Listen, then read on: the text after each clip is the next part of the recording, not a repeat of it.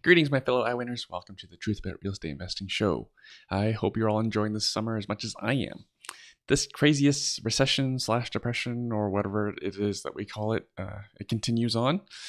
The divide between the haves and the have-nots is widening, but don't worry, for the haves, which are most of you listeners, I'm sure our taxes will go up. There's an article, there's been talk for a little while about, it's been going on for a while, about increasing taxes on real estate. But let's all enjoy the great weather and just as importantly, the market appreciation that we've been enjoying. The real estate market in Ontario in particular has created a lot of wealth for a lot of investors, including this week's guest and Ken Beckendam. We'll get to him in just a moment. I'm sure Ken is grateful for his real estate portfolio just as much as I am. So Cherry's birthday is coming up, and the plan for us is to golf 7 of the next 8 days of her birthday week. Yes, this is Cherry's birthday idea, not mine. In Cherry's previous life, aka when she dated another boyfriend we don't talk about, that person happened to be an avid golfer, so they golfed a lot together. Cherry's golfed a lot more than I have. Cherry has many shots that I do not, and has outplayed me in at least 2 of the times that we've golfed together this season. This past Sunday, Cherry and I golfed together with my cousin and his wife. Cherry and I were both playing scramble, as in we both take a shot we shoot the golf ball, not the drinking analogy. And then we choose between each of our shots, which one's better. And then we choose that ball and then we hit from there.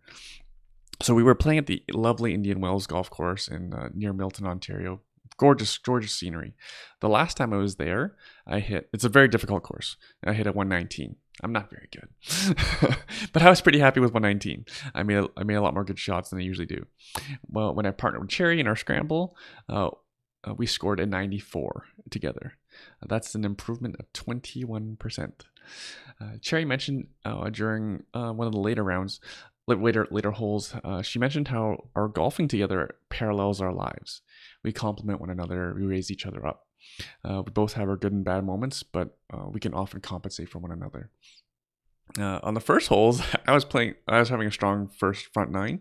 There was actually a stretch over 2 holes where all 9 shots were mine. I mentioned it to Cherry that I was having a good strong run, and then right after that, about 30 seconds right after that, she hit her best shot of the day. Right after I mentioned it, she took it as a chirp. Cherry has a competitive fire, and she wants to be the best. She wants to give her best effort, much like I do. Over the final 9 holes, I struggled a bit, and Cherry contributed more. With my advanced age and the 35-degree weather plus humidity, I tend to fade.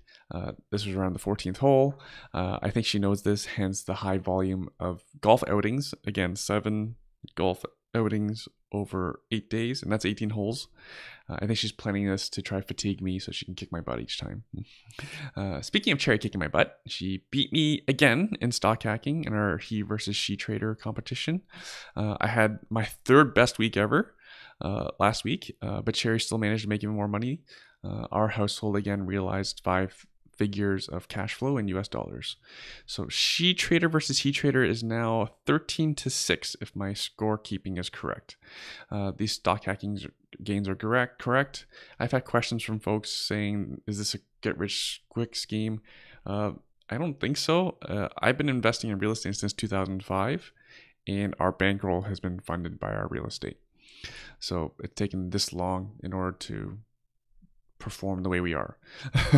For those interested in taking the beginner course taught by best-selling author and fellow stock hacker with 30 years experience, including 7 years as a floor trader on Wall Street. So that's the guy that, you've seen it on TV and movies where they'll get the people in the crowded audience, in the crowded rooms with TV screens all around, yelling at each other and waving their hands, giving hand signals.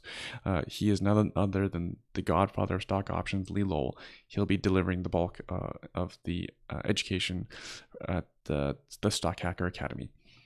For details, go to www.stockHackerAcademy.ca. For those interested, save the date for the weekend, October 3rd and 4th. That's a Saturday, Sunday. This is the version 2.0 of the program. So if there's another The only stock option program that I'm involved with is called the Stock Hacker Academy. Anything else, I have nothing to do with. I don't endorse it. I can't control the quality of it. On to this week's interview, giving us the truth about real estate investing, and it's not an easy one. In planning for a future without his wife, Kaitlin, and mother to a 1-year-old son, Kingston, Ken Beckendam made the decision to quit his job and double down on his efforts to build his real estate investing business.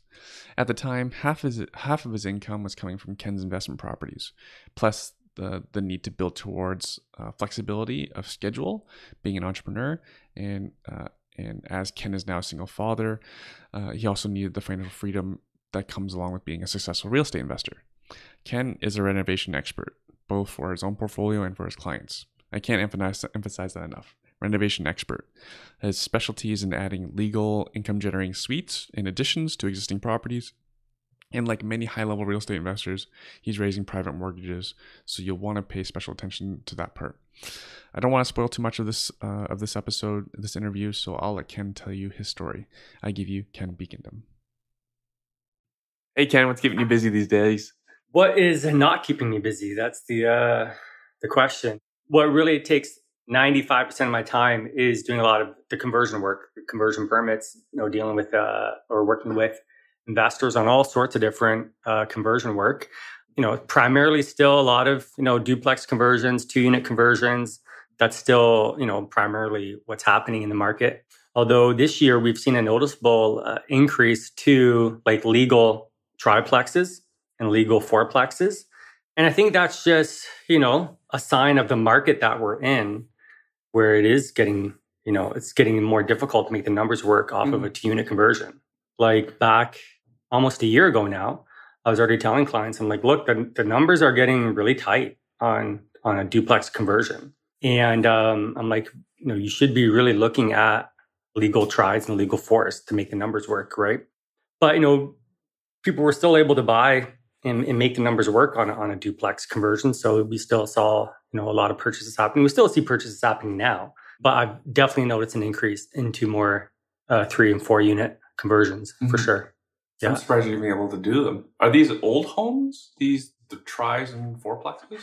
Yeah. So most of the properties that are being converted are these older century homes. These, in Hamilton, for instance, is these 2.5-story century homes.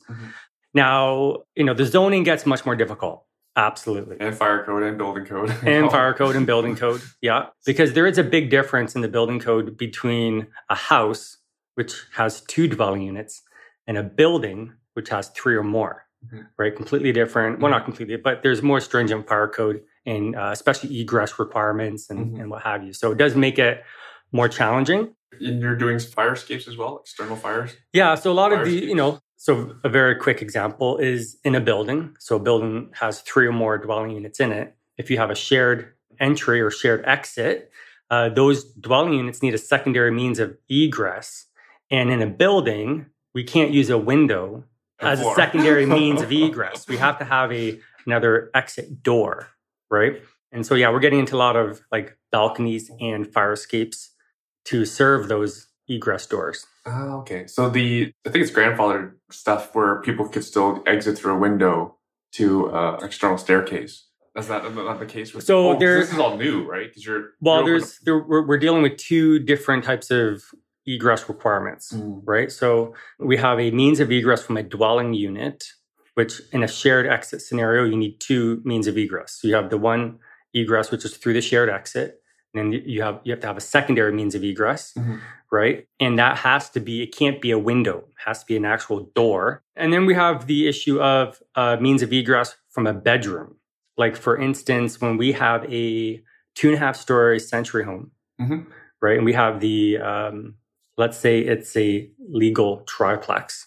And we have a shared entry exit scenario that's coming in through the stairwell, the common stairwell coming in the house.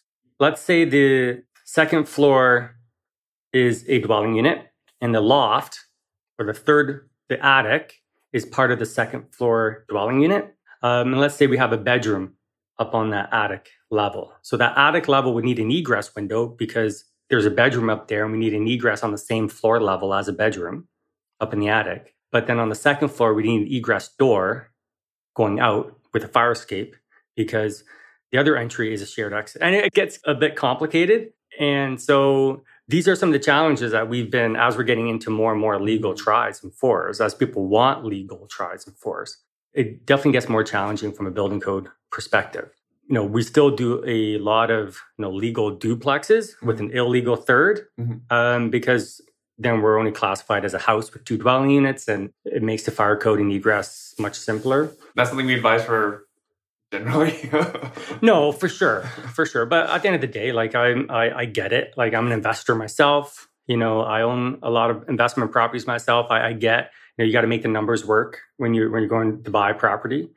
We're trying to legalize as much as we can, right? As investors, we want to, obviously have everything legal, but at the same time, it is a business. We're trying to make the numbers work as well. And, as the province and as municipalities are coming out with their new 3-unit bylaws, we're going to see, the building code probably eventually get amended to classify a house up to 3 dwelling units, which would kind of maybe simplify some of the building code requirements. But that's not here yet. So as of now, we're still dealing with the current building code when it comes to this stuff. But yeah, that's pretty much my life is, involved a lot with just consulting with clients and investors, basically around multifamily conversions, getting into bigger stuff as well. I'm doing an 8-unit conversion right now. So it's a single family home turning to 8? Yeah, it's 2 semis side by side. So it's 2 single family home semis side by side.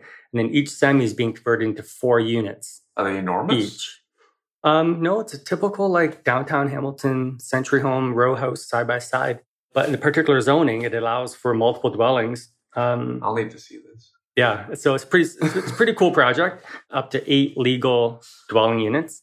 And then I'm working on a 16-unit conversion project. Also a single family home? It's a multi-res building, but they're adding some more legal residential units, converting the ground floor commercial into residential.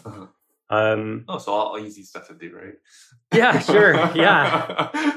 I'm joking, listeners. Changing zoning use is not pretty. Every project has its own complications and hurdles that you need to address. Like, again, at the beginning, when people are making these purchases, like, a lot of times they do come and talk to me and ask for my opinion on the likelihood of a successful project. And, so that way, when they go into a purchase, like they understand what they're getting themselves into. Like, do we need a minor variance? Is this a rezoning? Right. What are the implications for building code when we get, on a small scale, when we're going from 2 to 3 legal units, like now the differences with a house versus a building in the building code. But then, in the larger conversion stuff, now we're getting into, higher fire code requirements, more parking, more amenity areas. So you got to make sure you have the correct space on the property to accommodate that. I'm just getting involved into a 52-unit apartment building, going to a 60-unit. So adding another 8 residential units to the building. Again, converting the ground floor commercial into more residential units. So as I get involved, as I continue to grow in my business as a investor and design build contractor, I'm getting exposed to more and more of these different types of projects. And so I'm continuing to learn too every day as I get asked to help with these different projects, the more that I'm learning about these things as well. And that way I can help the next client and the next client. So it's been a huge, the last 2 years has been, since I quit my job and went into full-time real estate, it's been a huge learning curve for me too. Learning all of this different building code stuff. We can't hang on. You said you quit your job. It was your own business, was it not?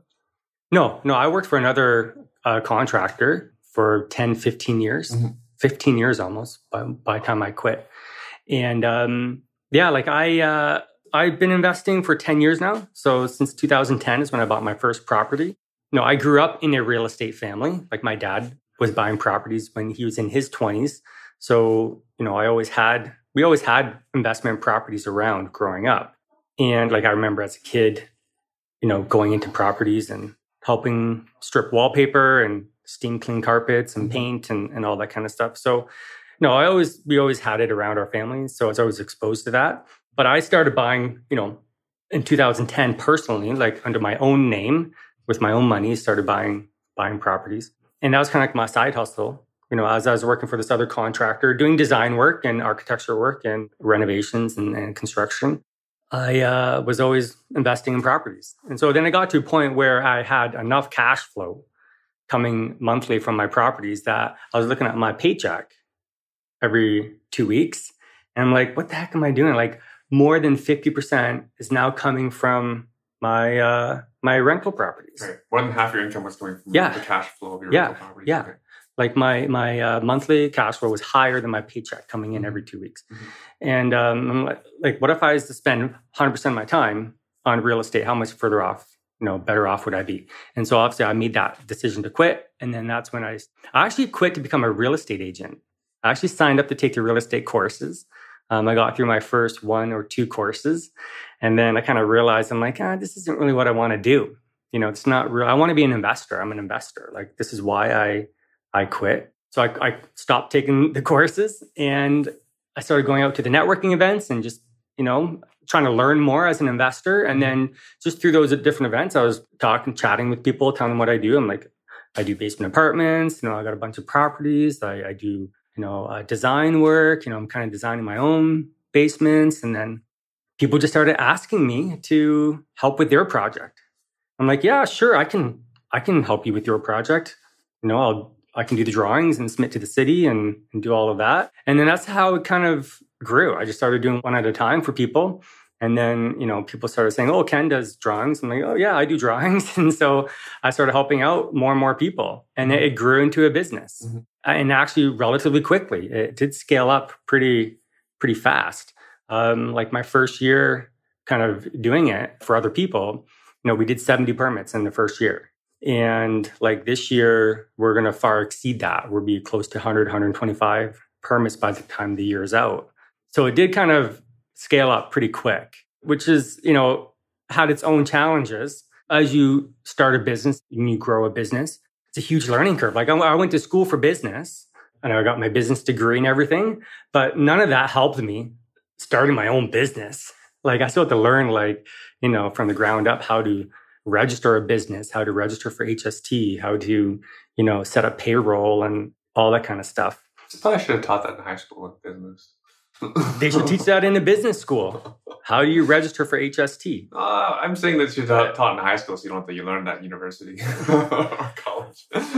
So it's been fantastic. It's been great to learn how to get that all set up. Like obviously, I was raised in a very entrepreneurial family, business family. Like my brother owns a business. My dad has owned businesses. So it's been great to have that support. And Cherry's been wonderful too, helping set up corporations and accounting and all of that for that. But it's been, the last 2 years, it's been crazy. It's been really it's been awesome in a lot of ways, but it's been very challenging in a lot of ways. One of the big reasons why I decided to quit was obviously the financials, like the cash flow and stuff. But at the same time, at that point, I was looking ahead to the future. And at that time, my wife was continuing to get sicker with her health. And for those who, some of your listeners may know, some may not, but my wife has had cystic fibrosis, which is genetic lung disease. And, she was born with it and is progressively over time. It gets worse and worse and it becomes harder and harder to breathe. So, I was, with that in mind, I was looking ahead at the future. I'm like, at that point, we had a 1-year-old little boy when I, maybe he was 2 when I quit. I'm like, at some point, I'm probably most likely going to have to raise this little boy on my own, right? And so how do I kind of start preparing myself now for that eventual future?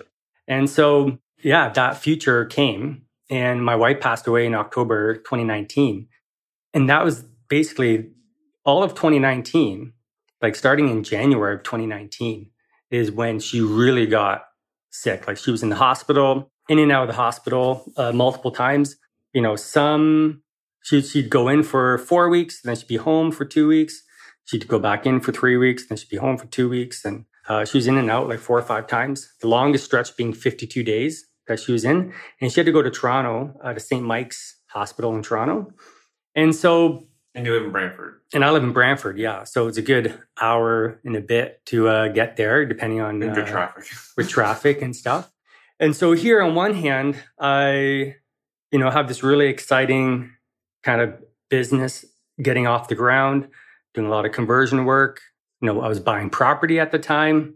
I was closing on deals when she was getting admitted to the hospital, and we were committed to these purchase and sale agreements, and I couldn't really back out. And there was a lot of things going on there, and it was definitely challenging. And it's not necessarily the easiest thing to navigate. And I had a lot of conflicting feelings, like about what I should be doing. Like on one hand, I'm trying to grow a business, and as an investor, investing in properties, and I'm trying to ramp up for when she would pass, care for my son. But on the other hand, I'm trying to be present. I was trying to be there. I was trying to, spend time with her in the hospital, trying to spend time at home with my son. And so I was very conflicted. It was very hard to know what one should be doing. I'd have different family members telling me what I should be doing. My mother-in-law would, tell me what I should be doing. My family and my side, everybody was trying to be helpful, right? Everybody wanted the best for us. But at the same time, nobody was truly walking in my shoes to understand, what it means to balance a very sick wife, balance being a business owner and just starting out a business and trying to keep that momentum going, being a designer as far as all of these permit drawings, which you have a lot of investors who end up kind of really relying on you to get the permit done, to get the drawings done and issued so that they could continue on with their project. So there's just a lot of weight there that I felt on my shoulders. And, it's very hard I felt like every move I made was the wrong move. Like it didn't matter what I did, I would be pissing somebody off. I'd be making somebody very upset, whether it was my wife or whether it was my mother-in-law or a client, or myself. Like, I couldn't keep anybody happy. And it sucked, man. Like it wasn't easy. And I wouldn't want anybody to have to kind of walk through that path. But at the same time, like, I felt like I was equipped to do it. I had an inner strength that allowed me to kind of keep pushing through. And it's something you don't wish upon anybody. And I don't really know where I want to take this. I don't think anyone knows what the answer is to anything, because I'm sure your struggles still continue with being a single dad now, dividing time between dad and business investing. Yeah, for sure. And thankfully I had a very strong family support, especially my family, like, and my wife's family. Like they're very supportive. Like whenever I needed somebody's help, to take my son, Kingston, for the day, they're more than happy to take him so that I could kind of focus on work or whatever task I needed to get done. And so for sure, I wouldn't have been able to do it or even keep up even now with what's going on without good, strong family support. And at the same time, like very thankful that I had real estate investing, that I was already on this path of, financial freedom and real estate investing so that I could face this challenge, right? Like, at least you didn't have financial concerns. Yeah. Because imagine if you had that too. Yeah, no, for sure. Like, so I was able to, if I needed to, and when I had to, I was able to easily, not go to work for the day and spend time at the hospital or, spend time at home during the day to watch my son because I had nobody else to watch him. And so it was definitely because of, and I do bring it back to the importance of investing in something that produces cash flow, that produces income, passive income, and that's what has definitely brought me through. Everything was having this good, strong financial base to rest back upon. That's why, we should be investing in real estate, is for security for our family, right? So that if something does happen and your partner gets sick or they die, you have something that is carrying you through. Good, strong finances, right? To protect your family. because there's so many people out there who don't have that, right? And as soon as they face something tragic, like they fall apart. Their whole world falls apart because they have nothing there to support them. So it's been an incredible 2 years, and there's been a lot of stuff going on. I'm still buying property. Like I haven't really, that's always been in my blood, buying property and renovating. And, I'm a very creative type of person. So I just love seeing something ugly being made into something beautiful, and that whole process. I enjoy the whole construction industry, and learning tons. Like every new investor I'm working with, they're coming to the table with all of their experiences and, different ideas about how something should be done and renovated, and their own strategies. And it's really interesting when, I've probably worked with well over 100 different investors so far. And it's interesting seeing everybody's different kind of take and opinion on investing, whether the BRRRR strategy or flipping or rent to owns. Obviously a lot of my clientele are, BRRRR investors, buying and renovating and rehabbing. But it's really neat kind of seeing how everybody will approach the same bungalow conversion differently as far as what they're fixing up, what they're leaving, how they want to separate utilities, what they're all going to do with the property. And I have my strong opinions, obviously, about how something should be done. But at the same time, I'm open-minded enough to learn from somebody else about different ways of doing these projects. Yeah. I'm guessing you're planning on holding a lot of your stuff for a very long time, considering your renovations that I find are more extensive. Like, for example, the division of utilities. You do more than anyone I know for a division of utilities. When it comes with a cost and effort and time. So I can imagine you're planning on holding that thing longer than most. No, for sure. Yeah, That's not something you would do on a flip, would it? I have no intention of selling the properties that I have. Right. But like the way I look at it is, I think it comes down to the state of the property that you're buying. Like how run down is it? Like what amount of renovations does it need anyways? Right. Because people say that to me. They're like, oh, you seem to do a lot of work to your properties. And I look at it, I'm like, I'm just doing what needs to be done. Yeah. Play the hand you're dealt. Yeah. Like I'm just trying to fix this property up to where it needs to be as a long-term property I want to hold, So maybe it's sometimes the state of the property. Like, I bought some stuff off MLS, but I also buy a bunch of wholesale deals and, pretty rundown properties. They need new electrical, they need new plumbing, they need new HVAC systems, and so when you're already getting into pretty extensive renovation anyways, like you naturally, and you have to start thinking about, okay, how do I separate things? Because when we're doing a rewire of a whole house, like there's not that much more cost incurred to separate hydro at that point. And sometimes, depending on the city that you're working in, as far as separating the water system, some cities will make you upgrade the water line, as part of just getting a permit for a conversion. Like Brantford, for instance, more than 50% of the time, we have to upgrade the water line, right? So at that point, once you have the correct water capacity at the house, it's very simple to add a second water meter. And then now, because you're already replumbing the house, to separate water services. So then you start thinking about the heating system, right? And, some of these projects I get involved in, like there's a really old furnace down there, like 25 years old, like almost original to the house, if not older. And some of the ductwork is too low, or it's all wonky and you got to kind of reroute things. And so you're already getting into tearing down all the tin work and redoing ductwork. And, so you start thinking, okay, I got to replace this furnace anyways. It's in a poor location in the basement. It doesn't work for the plans, right? And so then you start going down the road of thinking, okay, I'm already going to be redoing the whole heating system in the house anyways on this particular house because of old furnace and bad location, whatever, right? So through that process... Sorry, can I slow you down? Yeah. Because I'm sure the listener wants to know. So you talked about dividing electrical. So say it's a disaster house already. You're going to have to divide the electrical anyways. What would you budget for that to rewire? So like depending if it's like a bungalow versus a 2.5-story century home. Let's talk about a bungalow. That seems to be the most common example. Yeah.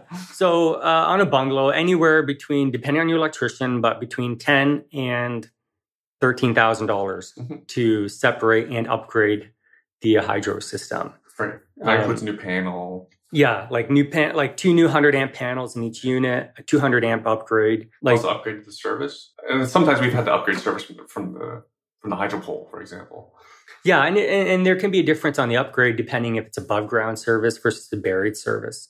Lots of variables. Yeah, there are different variables. Like every project is still individual and unique. But for most of the stuff that we're working on, and then water, upgrade of service and division. For water, yeah. So if you have to upgrade the water line, let's say you have an old 1/2-inch or old 5/8, or you have an old lead line, to go to a 3/4 or 1-inch copper. You're probably in the $3,000 range to get an excavating company in there to dig the trench, your plumber and to lay a new line, to make the connection at the curb stop. There's some of the bigger name brand kind of plumbing companies out there that you hear on the radio who do a lot of water line upgrades. They're charging $4,500 to do a water line upgrade. But if you source it out yourself, easily $3,000. You can have the water line upgraded. We always use Ballesteros in Hamilton. I'm sure you know them. Yeah. So I have a good, relationship with my excavator guy, who will dig the trench and drop the line for me. So it's not that big of a deal, but it does tear up the front lawn. You have to backfill, you have to regrade and seed or sod or what have you. And again, it all depends on the state of the existing house that you're buying. As the market gets hotter and hotter, and people are buying more renovated properties and trying to convert them, you're not really interested in doing a whole ton of renovations to the house at that point, because you've already paid kind of top dollar for the house or full market price for the house. And the house is already 3/4 renovated, right? So, if you're buying a house with a finished basement, and you have no intentions of kind of updating it, why the heck would you go through and try and separate hydro? Right. At that point, you can be making Swiss cheese of the house. You have to repatch and drywall and paint, and it doesn't make any sense, right? It's a tough job to get right. But if the house is a gut and a redo, then yes, absolutely, you separate hydro. If you have an old lead line and the city makes you upgrade the water line anyways, then yes, absolutely, you separate water because it makes sense, right? The heating system... It's like that old adage, I don't know if it's an old adage, the wall's already open. You might as well do everything you can do it. Yeah, right? Yeah. Or in the case of, for example, those who like vertical splits, it makes a lot of sense in terms of rental income. But the house has to be in a condition that it makes sense that you do a vertical split. Yeah, there's a whole series of decision-making that goes into a project. With my consultations with different investors and at the very beginning stages when we're trying to set up the property, that is a big topic. It's a big topic. What are you going to do with utilities? What's your plan? How are you going to separate? Are you going to separate? And that kind of ties into the degree of renovations that the house needs. And then for listeners' benefit, for those who don't know, the big benefit of being able to separate utilities is the tenant can put it in their own name. Yeah. And there's, Hamilton, for instance, you can't get the water into the tenant's name, but you can do sub-metering, and you can bill your tenant individually, but they still can't put the utility in their name. Other cities you can. But a big topic and a much harder thing to separate is the heating system. Okay, good. We're getting the heating. Okay. And this is where even you do it. You get it done. I've separated heating systems before. Yeah. And AC? Yeah. Depending on the system. So I've done it every single different way you can imagine. So I've done 2 furnace systems with 2 forced air, 2 sets of ductwork in the house with 2 separate furnaces. I've done it with mini ductless split systems before, and I've done it with the combi boiler and a boiler system. And each has their pros and cons. And the reason I made those decisions to go with those heating systems was based off of a certain set of circumstances that came with that particular house. There's not one solution that fits every single house that, okay, this is the way you should do it. Right. For example, like I said, vertical split. Everyone should do it if the situation applies. Yeah. And so you still have to look at every single house as an individual house, and existing state and decide, okay, what's the best path forward on this property? You know, and it does tie back into budget, you know, like what did you pay for the house? What can you afford to renovate, put into it? You know, what's the ARV going to handle? You know, and are you going to get that money back out? Like, are you intending to have the tenants pay their own way, or are you going to do all inclusive? Like, I have a client right now who's doing all inclusive, and he asked me about separating hydro. I'm like, well, why would you separate hydro when you're doing all inclusive? You're going to end up paying double the hydro bill because you'd be paying double the delivery and double the account fee and all that kind of stuff. Like, there's no benefit there to separating.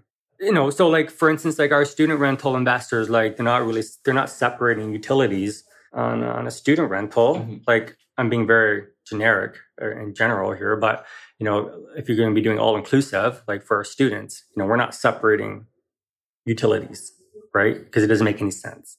But heating systems is a tough one because, again, if you have a really great furnace, it's like almost a brand new furnace when you bought the house, and it's in a good location in the basement, like why the heck would you want to rip that out and redo it and switch to something else? It doesn't really make sense. But if it's an old boiler from like 1850s and the house needs to be stripped and redone because it's all old lath and plaster and there's no R value on any of the walls and you got to redo, it's all knob and tube wiring and you got to strip the house anyways, then yes, you know, maybe you look at getting rid of that boiler and going to something new. Maybe it's a new combi boiler that does both space heating and hot water heating. And yeah, there's lots of different options out there. And it's a big topic. Every investor has their own way of thinking through it. And I've worked with a lot of different investors and everybody comes to their own conclusion. And like I said, there's no right or wrong way of doing it, but you got to think about it. You got to, you know, because when we're doing drawings and floor plans, you got a space plan for it, right? So if you're doing 2 furnaces, well, you need more space in there. If you're doing, you know, 3 hot water tanks, you need a certain amount of space for it. If it's tankless heaters or like these little mini tankless heaters that can go underneath the kitchen sink, well, that's a completely different space requirement, right? And sometimes in these small basements, you know, if you're trying to squeeze in a 3rd bedroom, let's say it's on a student rental, you want to get that 3rd bedroom down there for the rent, and you got to, you know, gut and redo the house, well, then maybe you look at doing mini ductless splits because now we can free up the floor area and get that 3rd bedroom in there. You know, yes, it's going to cost more to do mini ductless, but on the upside is we're getting an extra bedroom in there that we can rent out, right? So there's a lot of decisions that go into separating utilities, you know. I hope listener understands if you're new to investing, it's definitely get some help. Yeah, no, absolutely. Like this is where you definitely need the guidance of somebody to kind of help you through that decision-making process. Yeah. Because even the most experienced of us still kind of struggle with how do we separate. Like, you know, I work with some, you know, very experienced investors who own a ton of properties and big buildings, and they still don't know the best way of doing it because there isn't. There's always going to be a sacrifice to be made, no matter which type of setup you go with. There's always going to be a sacrifice. So it just depends on what your goal is with the building and your tenant profile and budget. And yeah. I remember with a student rental, it was a 3-level split and the mechanical room was too big. The mechanical room housed the regular hot water tank heater and the furnace. And I was thinking, so it's going to be I won't name how many bedrooms, but they could have gotten another bedroom if they could relocate the furnace and the hot water tank. So I was thinking, I have a property just like this. What did I do? Well, my furnaces can be put sideways in my crawl space, and I have a tankless hot water heater. That gives me all that space saving. So that's what they did. And their furnace happened to be, was already allowed to be put on its side. The same furnace, so they just had to move ducting, switch from the hot water tank heater to tankless, got another bedroom. They charge over $500 for that room over $500 a month for that room. So, and I think that whole rental cost less than $2,500 for the furnace and the hot water tank. Yeah. So paid back in less than 6 months. Yeah. Right. I think anyone would take that. You don't know for sure. And like, you know, the more that we can get onto the tenant, the better when it comes to utilities, because even in these shared utility setups, like there's always going to be complaints, you know, especially when it comes to temperature. Like the basement tenant will always be too cold. the guy up in the third floor attic unit is going to be too hot. Yeah.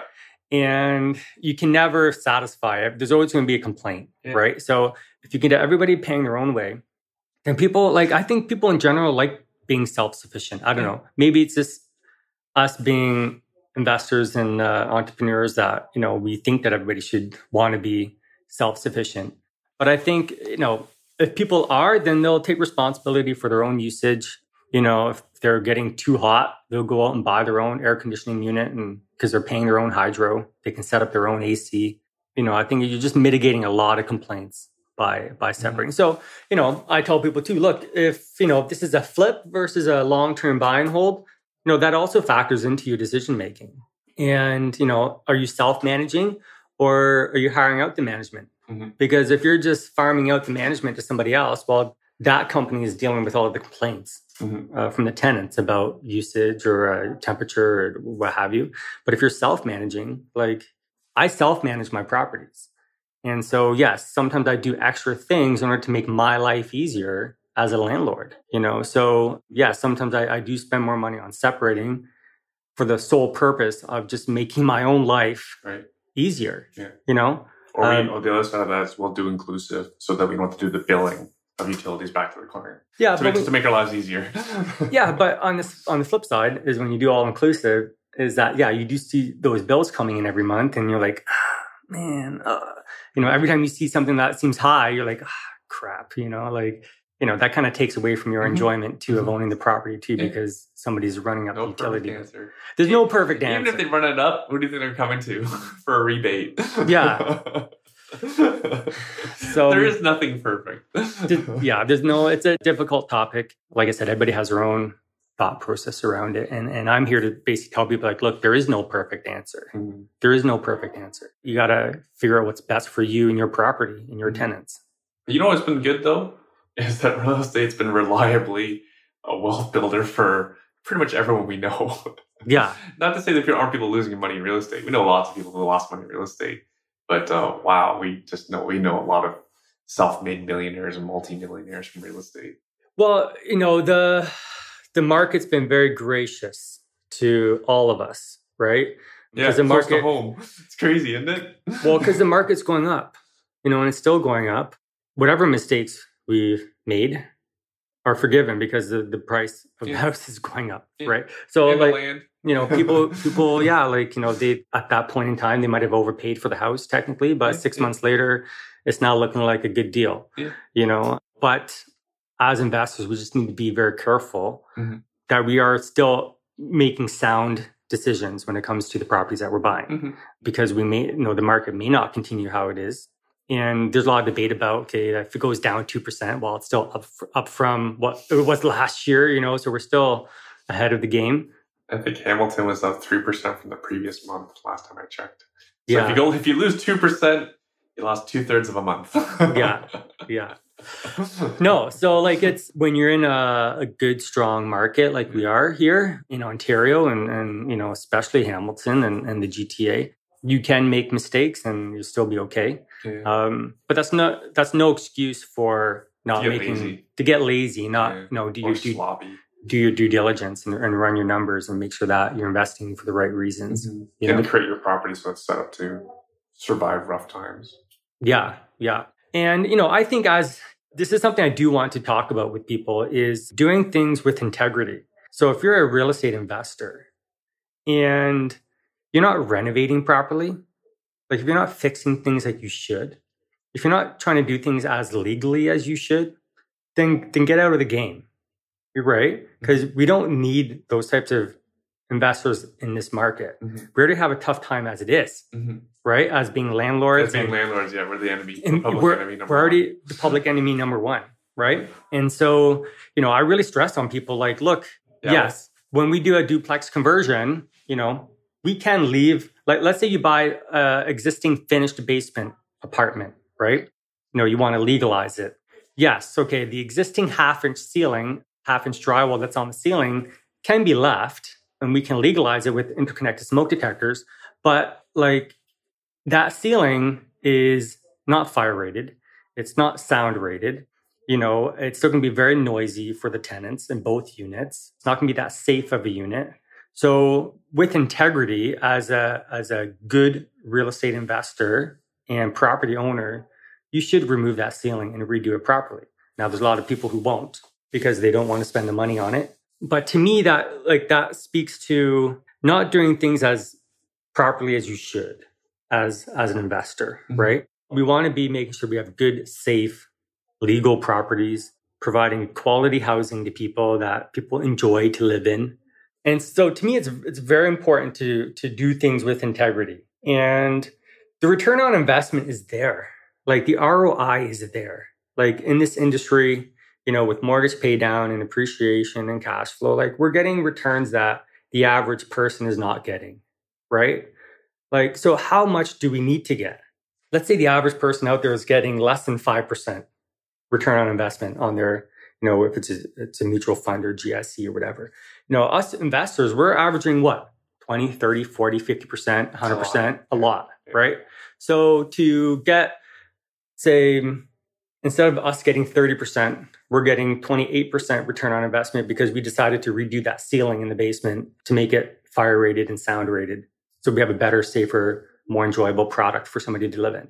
Like, to me, it's worth it to spend that extra money to get a better product that, I can then rent out with confidence that I've done the best that I can to make this property as best as it can be, Or if I'm going to turn around and sell this thing, if I'm a house flipper and I'm going to sell this thing, I can sell this property with integrity that, look, I've done everything as best as I can to make this thing as safe and legal and habitable as I can, right? Because I work with some house flippers as well.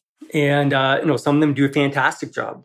But there's some people out there who don't. Oh, yeah. They will cut every corner. Oh, yeah. They will cut every corner. Yeah. And just a quick point for the listener. Truth about real estate investing, if it's a flip, you have to take a bit closer look at it. Absolutely. Absolutely. Like, for example, one common shortcut I've seen flippers do is like rotten windows, for example. They'll just cap them. Just cap them with aluminum, so you wouldn't be able to know that the wood is rotted. It's a different thought process when you're flipping, right, than when you're long-term buy and hold. And it really depends on the investor doing it, right? And like I said, there's some individuals out there who do take a lot of pride in their flips and they will fix things and they're actually doing proper restoration to the house, right? And then there's others out there who are just doing all cosmetic stuff to quickly sell it off in 4 months, right? I find there's a difference between the flipper who came from construction versus a flipper who came from a spreadsheet. That's a good point. Because I think guys or girls who are in construction or in the construction industry, I think they value... Their name is on it. Their name is on it. They take more pride in it. They value restoring something and fixing it properly. Yeah, they know what the right thing to do is. They know what the right thing to do is, right? Versus the person on the spreadsheet, they're just fiddling with numbers like, okay, I need to hit this number. Yeah. Let's do it for that. Yeah. And see, to me, it's like, if you have to take shortcuts in your renovation in order to meet a certain number, well, maybe that's not the best deal. Yeah. Maybe that's not the best house that you should be flipping. Or the right number. Like, right? Ken, I only want 100% deals. Yeah. Okay. So like, I really question that when somebody says, I can't fix it. Like, oh, we're just flipping the house. Like, I don't want to fix that. Yeah. Like, to me, that's no excuse. Yeah. That's no excuse. Then don't be a house flipper. Yeah. Don't get into renovations. Yeah. Like, if you can't fix something properly, then get out of the industry. We bought a flip once, and this was behind the walls, so we couldn't have known. So actually, it's one of the things we look out for in home inspections, for example, was new bathroom, new tub. But when the tenants moved in, they filled the tub, and then the ceiling below and the kitchen started leaking. What happened was they didn't connect the overflow in the tub to anything. So it was just dripping on the floor below it, and then eventually the kitchen ceiling collapsed. You wouldn't know, though, unless you test it in a home inspection. Yeah. Fill the tub until it goes to the overflow. No, and there's don't get me wrong. There's honest mistakes that happen. Like, there's people who set out with... That could be an honest incompetence mistake. Well, yes. But, somebody could start something with great intentions and wanting to do everything correctly, but they just don't know how to. Right. And for a certain set of circumstances, they couldn't hire professionals to come in and do it. And that stuff does happen, but it's still no excuse to not do things properly. If you don't know how to do it, you hire the professional. You hire somebody in to do it. I think to the common person, an overflow should be connected to something. Well, yes. Because water's got to go somewhere. No, for sure. Not the floor. And plumbing, a plumber is one thing that you hire a professional to come in and do. You want to make sure those water lines are connected correctly, right? Because water can quickly cause a lot of damage. A lot of damage. Right? Same thing with electrical. Like those are your mechanical systems is where you spend the money and get it done correctly. HVAC, electrical, and plumbing. Those are like, the most important systems in your house. So Ken, actually, I'm glad you brought that up, because how big is your crew? Your business does renovations. How many people do you staff, contractors, employees? Yeah, so it's a mix of basically sub-trades, independent contractors, and some staff. We're probably around 18 to 20 people. That's a lot. I'm including some of my independent contractors in that list, and my plumber and stuff like that. But like when we have our team meetings, every 6 weeks we're getting together with everybody, like even all of my different trades, we all get together. And there's about 18, 20 of us that are at the meeting. And basically, we're just talking about standards. We're talking about, company standards for the renovations. Like this is what I expect on my projects, and I want you to expect the same thing. So like my vision. Yeah, like my electricians and plumbers and drywallers, like make sure they're all on the same page as far as my expectations. And again, talking about doing things the right way, and doing things with integrity, being honest with pricing, materials, labor, all of that kind of stuff, right? And I think the guys value that. I think they enjoy working with my company and stuff. Well, people that want to do good work will appreciate that. Yeah. Yeah. For example, I've had handymen. This always happens. Usually with handymen is I find they rush, and I always tell them, I'd rather you slow down and charge me more per hour and do it excellent. Not here to cut corners. Not here to work you on your rate. Honestly, don't charge me $25 an hour. Charge me $35. Charge me whatever you feel appropriate to do the job right. Because I'm more interested in the job right than anything. Yeah, you just I'm busy, you're busy. A lot of real estate investors are busy. Yeah, I don't want to have to follow up stuff. We don't want to have to follow up. Yeah. We want it done. We want it done right the first time so that we can move on and we can focus on other things that we have going on in our life. No callbacks. Right? No callbacks. No complaints from tenants. Yeah. And it is a different mentality. And, obviously being, like Robert Kiyosaki, it's either you're a big business owner or an investor, or you're an employee or a small business owner. And it's a different mentality. Right? Like a lot of us and a lot of listeners here are on the investor side, right? And it's a different mentality than the other side. But, I try and encourage my different trades and independent contractors that I work with to want to grow their businesses, to want to become an investor so that they can kind of get out of the rat race. And I think, don't get me wrong, like not everybody can be an investor. Not everybody can be a big business owner. But, I think we should all be striving to continue to grow wherever we're at. That's cool. I'm guessing that helps you attract talent as well. Yeah. I imagine they realize you care. Well, I think for some of these guys, they just enjoy working alongside and with a company that's growing. And because they see that there's obviously the more clients that I can help and the more projects that we can do, the better it is for them as well. The more projects that they get to do. And it benefits their family, right? Because they're earning more money and they're able to do more. So yeah, like it's obviously there's a trickle down effect. Like it starts with the investor, number one, setting out and doing things the right way with integrity. Because if you do that, you're going to attract the money, you're going to attract private capital, you're going to be able to get JV partners or what have you to fund your deals. You're going to be able to get those deals because you're doing things the right way. You're going to be able to finance the renovations, and you're going to be able to attract good quality tenants because you're doing things the right way. And that trickles down to, your different trades and your sub-trades and your employees or your tenants or your family members, whoever is benefiting from the work that you do. Everybody will benefit if you set out and do things the right way. And, too bad more people in our society don't do that. A lot of problems we see in the world today is because of the fact that people aren't doing what they should be doing. And so, anyways, that's a motto that I try and live by. And that kind of came from my previous employer too, how he ran his business and how he dealt with clients and conflict and different issues with renovations and stuff is do right by the client, do things the right way, and the profits will be there. They'll come. It's not all about the ROI. It's not all about the mighty dollar at the end.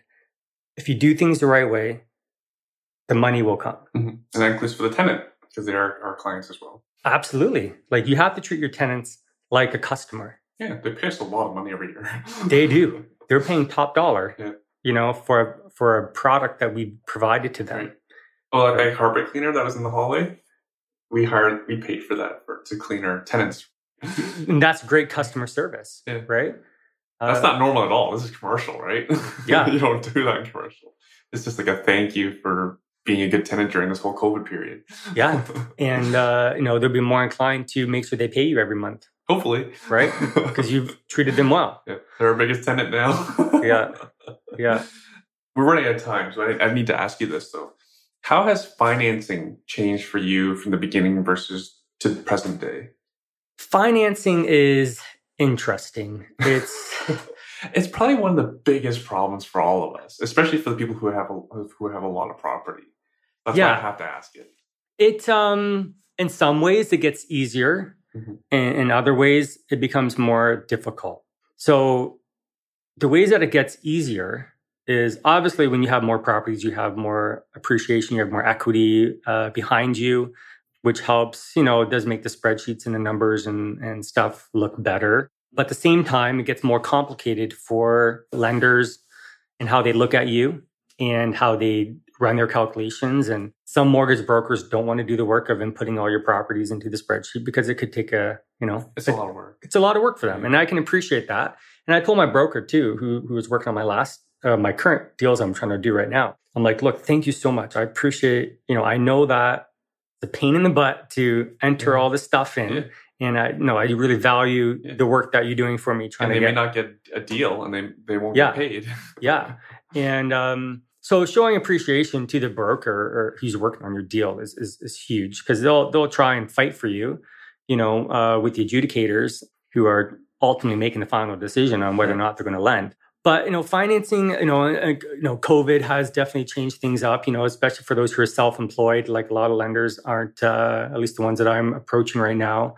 Some of them, aren't taking into account the self-employed income. Like, they want to see what 2020's numbers are going to be like. But it does get easier attracting private capital. So on one hand, it's sometimes difficult getting the institutional money. But on the other hand, it gets easier to get private capital because you got a bunch of properties, you got a bunch of equity, you got a lot of experience. You've done this. It's not your first time, and so what I've found over the last 2 years is that it's been easier getting private money. Now, am I excited about private money? No, because it's expensive money, and I'd much rather. Hang on, it's cheaper than giving up half the deal in a JV deal. Yes, no, for sure. And this is I have a couple private mortgages and have some B lender stuff and I have some A lender stuff, and ultimately, everybody wants A lender money, and rates and stuff like that. But if you're buying a piece of junk, no way lenders are going to touch it. Yeah, for sure. Some of the beat up stuff, they're not even going to lend on anyways, or the money only do, 70% LTV or 65% LTV. And I had a B lender say, "Do you know you have knob and tube?" Like, "Yes, I do. The electrician's coming tomorrow after we close on this. Can we close on this?" Yeah. And trying to get lending and finance, it's not easy. Like, and it can take a long time. It can take months and months to get financing sorted out, right. To get your money set up and in place. And even your privates are still taking that long, or? No, not on the private side. Like, Okay, good. Like a private side is however quick you want it to be, and then the private side is like 2 weeks, you can get a private set up and get the lawyers to do up the paperwork and have it done and the money in your account, Are you going through a broker, or are these people that you already knew, or they came through Yeah. social media? So I have 3 private people who invest with me, and no, 1, 2, 3, 4, 5, 4 Oh, you lost private one. people, Okay. 4 private people who invest with me. Because I got one coming up. One of my purchases coming up is with a private guy. So I haven't got the money yet, but it's closing in September. So, but no, these people, they reached out to me more or less. Cool. They saw what I was doing, and this is where the power of social media comes in, where, I see a direct correlation with every time I post something about what I'm doing. I see a direct, correlation with my inbox and my private messages about people interested in working with me. My problem is I just don't have enough time to post. I don't have enough time to talk about what I'm doing. But so for those who are trying to attract private money, you have to put yourself out there. You have to show that you're an active investor, that, you're doing this on the regular. Right. Because those people want to invest with, they want their money to be safe. I've been thankful that I've had these couple individuals who've been willing to lend with me. And I'm just doing that for like a 1-year term. And then once the project is done, then I go and get a conventional mortgage, hopefully with an A lender. But I basically, set myself up to that, all my cash flow that I would make off of this property in a year is basically going to pay interest. And that I'm not going to cash flow off this thing my first year. But long-term, as a long-term buy and hold, that's fine. Mm-hmm. I don't mind foregoing cash flow on, I know I'm making it up on appreciation and mortgage pay down. I'm just not cash flowing. Right. But the plan will be to cash flow. The plan will be to cash flow once I refi out of it. But yeah, as I'm continuing to grow my portfolio and get more properties and get more equity and appreciation going for me, it allows me to go from just doing 1 house a year to doing 4 houses in a year. Mm-hmm. I can't imagine how you juggle all of this and have a full-time job. Yeah, it's difficult. You don't even have time to post on social media. Yeah, my full-time job is I'm a real estate investor. I wear a real estate investing hat first. The consulting and the permit work and the renovation work I do for other people is a secondary hat that I wear as a design build contractor. Mm-hmm. I'm an investor first. I think like an investor first. Mm-hmm. And I think that helps with the permit and drawing work for other investors is that I can wear the same hat that they're wearing and think about the project in the same way, which you don't get with every architect out there. Yeah, yeah. They can't say this is how I would do it, or this is how it's done in my other property down the street from yours. Yeah. But it's been, the last 2 years here, it's been awesome in a lot of ways. It's been very challenging. I've grown a lot, just with my whole outlook on life, and I come to appreciate, time and trying to gain that financial freedom through real estate. And it's been great. And I think, this is what real estate investing does for us. It gains us that time, right? Mm-hmm. So that we can spend with our loved ones and family for however long they're here, but that we can spend that time with them. And I encourage people to, not take the time that you have for granted, because a lot can change in a year, and I'm proof of the fact that, in 1 year, in 2019, my world changed. But because I had sound real estate investing behind me, that I'm able to continue through and thrive on the other end and be growing tenfold. And it sucks sometimes because when you have a lot of exciting stuff going on and then you don't have your partner there to share it with, it sucks. I see all these wonderful things that I'm doing and have nobody really to share it with. Right now, I share a lot of exciting things with my dad. He loves this real estate stuff, and he's my sounding board. I go share anything exciting that is happening in the business or real estate or what have you with him, and it's great. So I think it's a great place to end the show there. Ken, where can people follow your journey? Where can people creep your social media so they know how to raise private money? Yeah. So obviously you can find me on Facebook, Ken Beckendam. I'm the only person in existence out there with that name. You can also find me on my website, www.legalsecondsuites.com. And I go to a lot of the different real estate networking events when they're up and running. And I'm pretty active out there in the different real estate worlds. So yeah. Oh, you're cool. So you're welcome to come in for when we do it here September 19th. And we have Jules McKenzie's coming to present. Oh, okay. Yeah. Do you know Jules? No, I don't. Oh, he owns lots of property, and I appreciate his story because he's Indigenous Canadian. He's also a police officer. He's a very successful real estate investor. So awesome. He's got many angles to cover in this crazy world we live in. All right, we'll leave it there, Ken. Ken, thanks so much for doing this. Yeah, thank you so much for having me. I appreciate the opportunity. Awesome.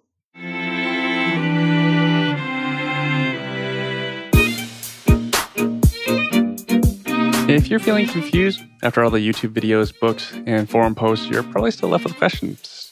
Starting in real estate is really tricky. Trust me, I've been in this for a long time. And the real estate's always forever changing. What our strategy is for 2020 is very different than what our planned strategy was for 2019. Anyways, frustrated beginners often ask how legal basement suite conversions actually work. Most of the time, we can only give general answers, but now we can go deep. After this in-depth free class, you'll learn how to take your first steps as a real estate investor.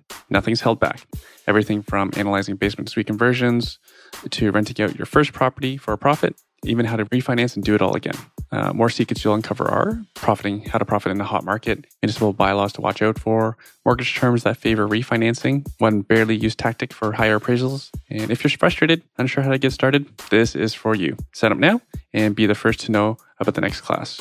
You can go register at investortraining.ca/free class. Again, that's investortraining.ca/free class. And just to warn you, you probably want to do this soon. We filled up the first classes. We have 2 booked already for 2020. The first one filled up in 30 minutes. The second one, we don't know how quickly it filled up, but it filled up in the first day. So seats are absolutely limited. Demand is completely outstripping supply. So when you go register, when you see a new class opens up, register as fast as possible and hope to see you there. And yes, I will be there personally. Hope to see you there.